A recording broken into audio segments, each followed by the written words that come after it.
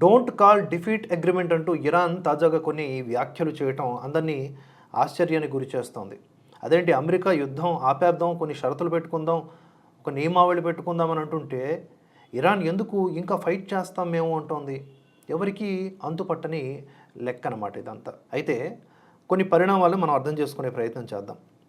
మధ్యప్రాచ్య సంక్షోభంపై ఇరాన్తో 2 రోజులుగా చాలా మంచి చర్చలు జరిగాయని, త్వరలోనే శాంతి నెలకొంటుంది అని అమెరికా అధ్యక్షుడు డొనాల్డ్ ట్రంప్ ప్రకటించారు. మరి ఇరాన్కు సంబంధించినటువంటి నేతలతోనో అధికారులతోనో మాట్లాడారో, లేకపోతే పక్క దేశం అక్కడ యుద్ధం జరగట్లేదని ఆ దేశాధినేతలతో మాట్లాడారో కానీ మొత్తానికి ట్రంప్ ప్రకటించుకున్నారు అలాగా. ఇరాన్ దీన్ని వెంటనే ఖండించింది. మీ ఓటమిని ఒప్పందంగా చిత్రీకరించకండి అని చెప్పి మాట్లాడింది. ఎందుకు అంటే, మాతో ఎలాంటి చర్చలు జరపట్లేదు, పైకి మాత్రం ప్రకటనలు చేస్తున్నారు, ఇదేదో పెద్ద కుట్రలాగా ఉంది అని చెప్పేసి ఇరాన్ అభిప్రాయపడుతోంది. ప్రాంతీయ స్థిరత్వం తమ సైన్యం చేతుల్లోనే ఉంది అని, అమెరికాతో తాము ఎప్పటికీ రాజీ పడబోము అని ఇరాన్ ఈ సందర్భంగా స్పష్టం చేసింది. ఇరాన్ ఇంధన కేంద్రాలపై దాడులను ట్రంప్ 5 రోజుల పాటు వాయిదా వేసినప్పటికీ అసలు చర్చలే జరగడం లేదని ఇరాన్ ఆరోపిస్తూ ఉంది.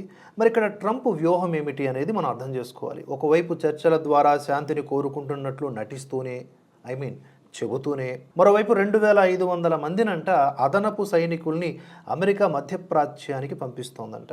ఇరాన్పై ఒత్తిడి తెచ్చి తమ దారికి తెచ్చుకోవడానికి ట్రంప్ ఈ ద్వంద్వ వ్యూహాన్ని, అంటే శాంతి మాటలు ఒకవైపు, సైనికమైనటువంటి మోహరింపు మరోవైపు అనుసరిస్తున్నట్లుగా మనం ఇక్కడ అర్థం చేసుకోవచ్చు. అగ్రనేత అయినటువంటి అయతుల్లా అలీ ఖమేనీని చంపేసిన తర్వాత ఇరాన్ ప్రభుత్వం కుప్పకూలిపోతుంది అని అమెరికా, ఇజ్రాయెల్ రెండూ కూడా భావించాయి. కానీ ఇరాన్ వెనక్కి తగ్గకుండా మరింత దృఢంగా పోరాడుతోంది. గల్ఫ్ దేశాల్లోని అమెరికా మిత్ర దేశాలపై కూడా ఇరాన్ దాడులు చేయటం, ఎదురు దాడులు చేయటం నిజంగా అమెరికాను ఒక రకంగా షాక్కు గురి చేసేటటువంటి విషయమే.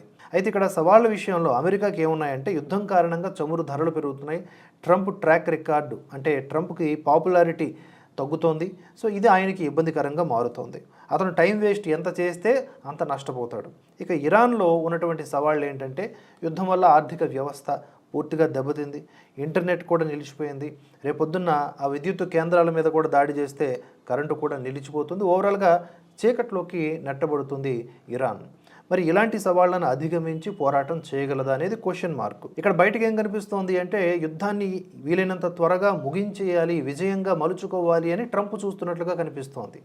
కానీ ఇరాన్ ఏమంటుంది అంటే, తమకు అనుకూలమైనటువంటి షరతులు ఉంటే తప్ప మేము వెనక్కి తగ్గ ఉంటుంది. నిజానికి 5 రోజుల పాటు యుద్ధం చేయము, దాడులు ఆపేస్తున్నామని చెప్పి ఆ దేశంతో చర్చలు జరుపుతున్నాము అని అబద్ధమాడి, మరోవైపు చర్చల మాటున వేలాది మంది సైనికుల్ని మధ్యప్రాచ్యానికి పంపటం వెనుక ఇక్కడ ఒక దొంగ నాటకమే కనిపిస్తూ ఉంది. ఇరాన్ని నలువైపుల నుంచి అటాక్ చేసేటటువంటి ప్లాన్ కనిపిస్తోంది. మరి దీన్ని ఎదుర్కోగలదా ఇరాన్ అనేది మరికొద్ది రోజుల్లో, మరికొద్ది గంటల్లో తెలిసిపోనుంది.